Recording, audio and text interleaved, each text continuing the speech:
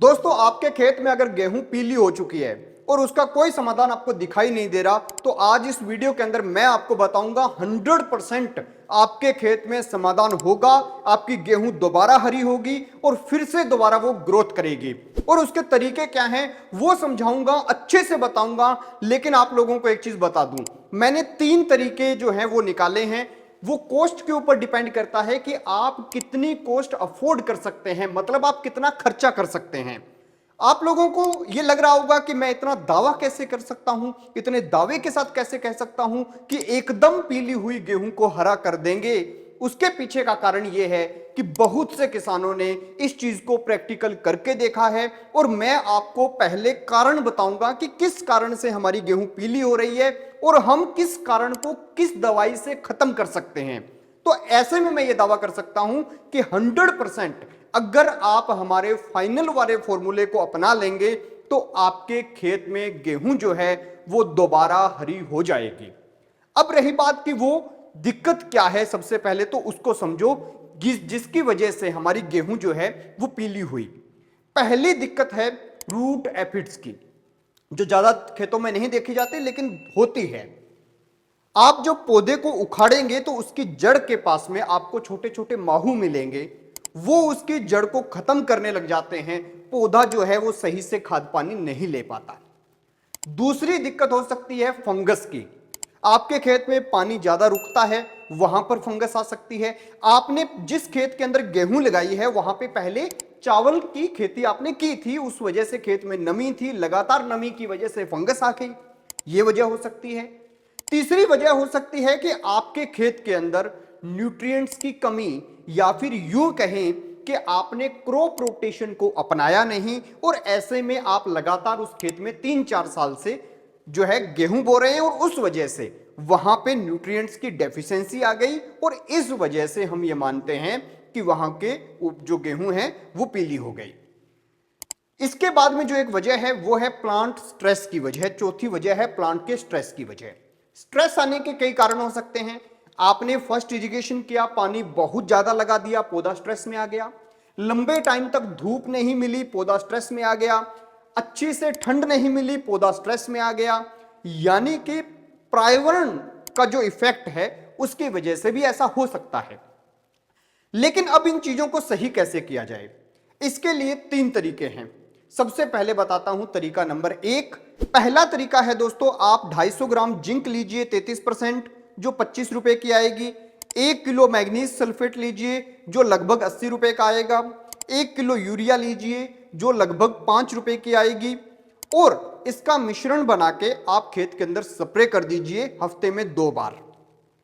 इसी के साथ आप इसके अंदर बायोस्टिमुलेट भी ऐड कर सकते हैं 250 ml, जिसके अंदर अमीनो एसिड होते हैं। 200 रुपए का ये आएगा। तो ये आप एक तरीका है जो इस्तेमाल कर सकते हैं। तरीका नंबर 2 है कि आप सबसे पहले प्लांट की रूट को देखिए, अगर उसमें एपिड्स लगे हुए हैं तो कॉन्फिडोर यानी इमिडाक्लोरोपिड 17.8% जो है 200 ml लीजिए और वो 1 एकड़ में डाल दीजिए। अगर आपको लगता है कि फंगस है तो आप इसके अंदर फंगस के लिए जो है फंगिसाइड डाल दीजिए कि फंगस जो है ना लगे।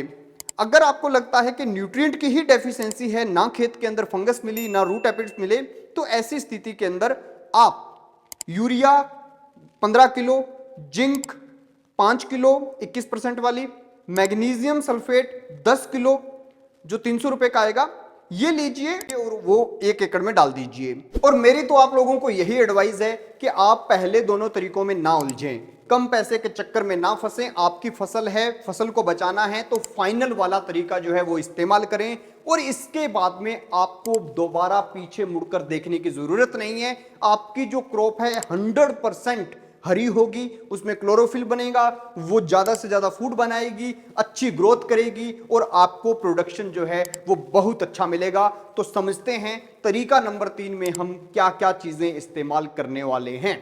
हमें सबसे पहले लेना है 15 किलो यूरिया जो 100 रुपए का आएगा। फिर लेना है जिंक सल्फेट 21% 5 किलो जो 250 रुपए का आएगा।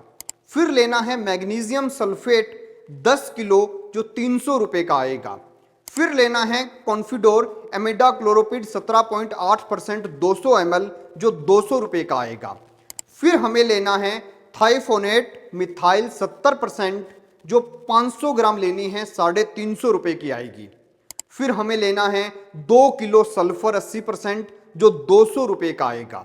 इन सब चीजों को अच्छे से मिलाने के बाद आपको खेत में छिड़क देना है और उसके बाद में आपको खेत में पानी लगा देना है। ये 1 एकड़ की डोज है। और फिर जब पानी आपका थोड़ा बैठने लगे, थोड़ा सूखने लगे, तो उसके बाद में आपको एक काम और करना है, वो है स्प्रे करनी है। और स्प्रे कौन सी करनी है ये भी बता देता हूं। आपको 1 किलो एनपीके लेना है 19-19-19 जिसकी कॉस्ट आएगी 100 रुपए। और इसी के साथ आपको सिस्टमेटिक फंगिसाइड होता है वो लेना है 80 ग्राम। बायर कंपनी का आएगा, नाटिवो के नाम से आएगा, वो 700 रुपए का आएगा, जिसके अंदर 2 फंगिसाइड का जो है कॉम्बिनेशन होता है।